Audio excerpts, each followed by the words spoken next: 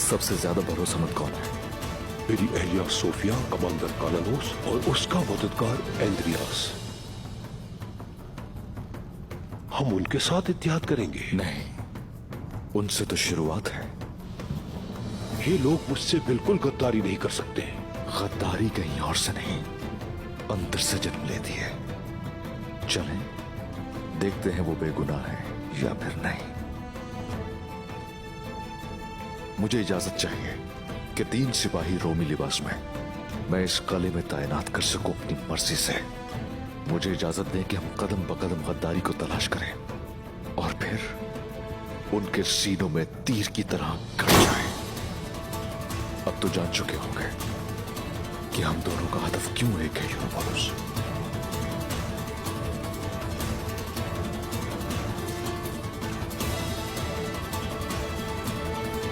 बिल्कुल ठीक है उस्मान।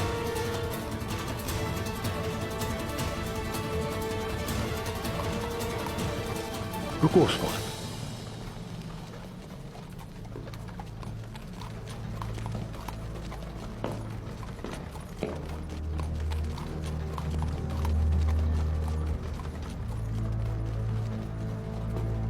आवाजों से लग रहा है सिपाही हर तरफ है। खिड़की से कूदना नामुनासिब होगा। एक काम करो, यहां छुप जाओ।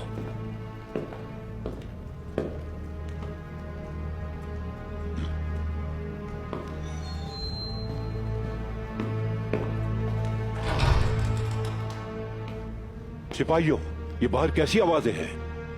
देखो जाके।